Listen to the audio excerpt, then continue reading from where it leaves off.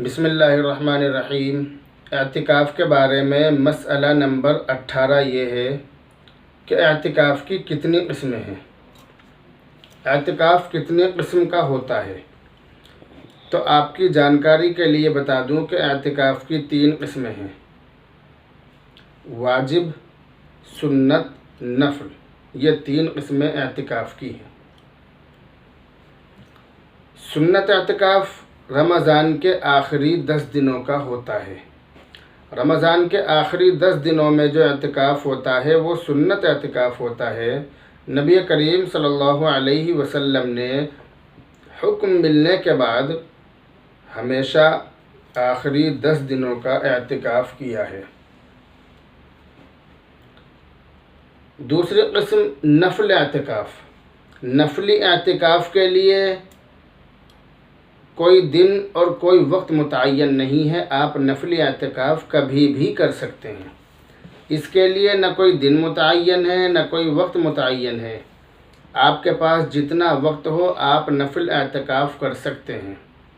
چنانچہ آپ جب بھی مسجد میں داخل ہوں تو اعتکاف کی نیت کر لیں۔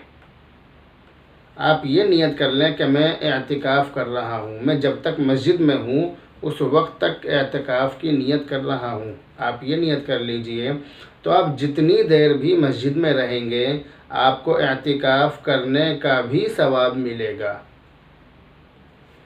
تیسری قسم اعتکاف کی ہے واجب اعتکاف۔ واجب اعتکاف کی 3 صورتیں ہیں، 3 طرح سے اعتکاف انسان پر واجب ہوتا ہے۔ نمبر 1، کوئی شخص یہ کہہ دے، اپنی زبان سے یہ کہہ دے کہ اللہ کے لیے میرے اوپر مثلاً اتنے دنوں کا اعتکاف لازم ہے، اللہ کے لیے میرے اوپر مثلاً اتنے دنوں کا اعتکاف لازم ہے۔ ایسا کہہ دیا تو ایسا کہنے سے اعتکاف اس کے اوپر لازم اور واجب ہو جائے گا۔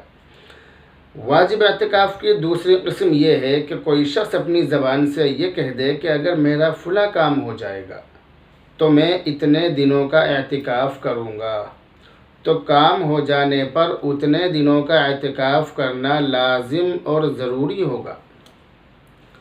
واجب اعتکاف کی تیسری قسم یہ ہے کہ جو مسنون اعتکاف نیت کر کے شروع کر دیا گیا ہو، یعنی رمضان کے آخری 10 دنوں کا اعتکاف اگر نیت کر کے شروع کر دیا گیا ہو تو شروع کرنے سے وہ واجب ہو جاتا ہے اور اسے پورا کرنا ضروری ہوتا ہے۔